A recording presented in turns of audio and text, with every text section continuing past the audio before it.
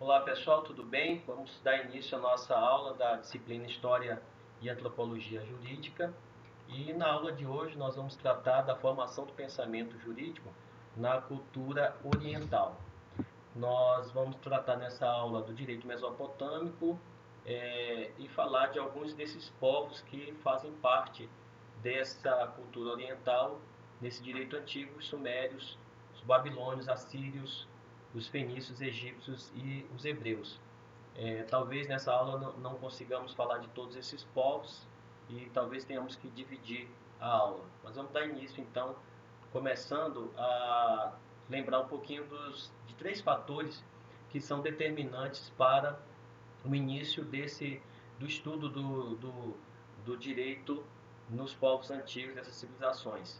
Primeiro foi o surgimento das cidades-estados. As cidades-estados eram cidades autônomas que tinham um governo próprio, que tinham uma economia própria.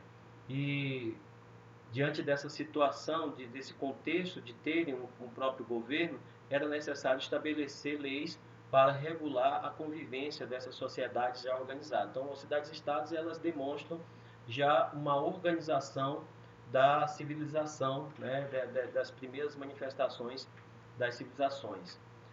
O segundo fator é a invenção e o domínio da escrita, que possibilitou um controle inicialmente. A escrita ela surge em decorrência da atividade comercial para a iniciativa de controle dos estoques, o controle de vendas.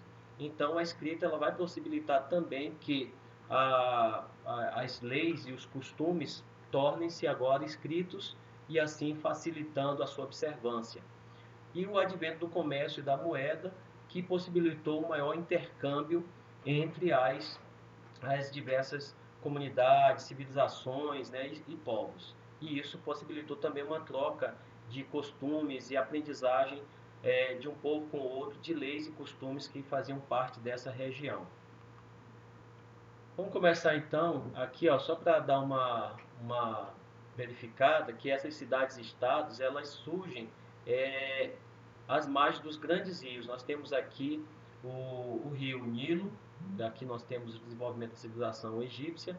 Na região mesopotâmica, com os dois grandes rios importantes dessa região, o Tigre e o Eufrates, uma grande civilização ela cresce nessa região aqui.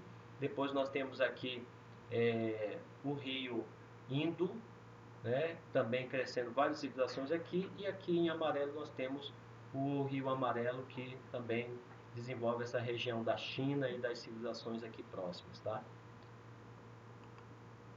Vamos começar entendendo um pouquinho sobre esse direito mesopotâmico, né? Por que direito mesopotâmico? Primeiro, lembrando que Mesopotâmia vem da junção de duas palavras, meso e hipótamos, certo? Meso quer dizer meio e hipótamos, rios, então terra entre os rios, tá certo? Essa seria a noção. Ou seja, as cidades-estados vão crescer entre os rios porque tem um terreno fértil e favorável para o desenvolvimento da agricultura, do comércio e ter a facilidade de ter os meios de subsistência dessas cidades. Então, essa região aqui toda é uma região de grande disputa até hoje, tá certo? Uma região de grande disputa dos povos que se desenvolveram nessa terra, uma terra muito fértil e de muita disputa. Uma característica importante é que nós temos nessa região as codificações mais antigas surgem na região mesopotâmica. Destacando que o Código Hammurabi ele não é o mais antigo, como já falamos, mas ele é o mais conhecido, mais famoso dessas codificações antigas.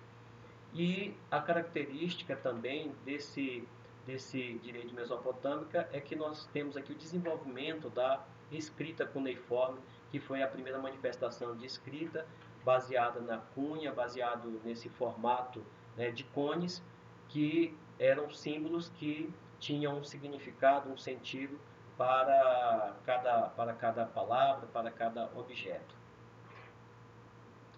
O primeiro povo que nós vamos tratar aqui são os sumérios, tá certo?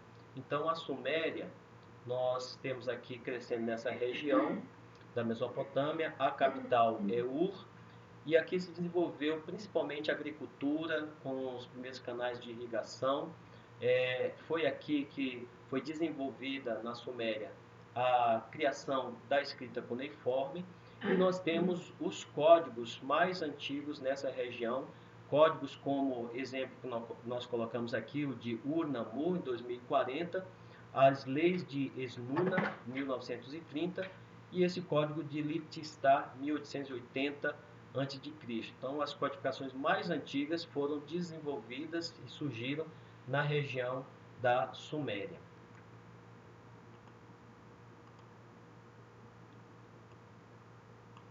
Outro povo que devemos comentar aqui é sobre o direito babilônico. No direito babilônico, nós destacamos principalmente o código mais famoso, mais conhecido, que é o Código de Hammurabi. Ele foi descoberto ele data de 1726 a 1686, e Hammurabi ele foi responsável por essa transformação cultural, reunir culturas dos sumérios, dos acádios e outros povos de origem semita.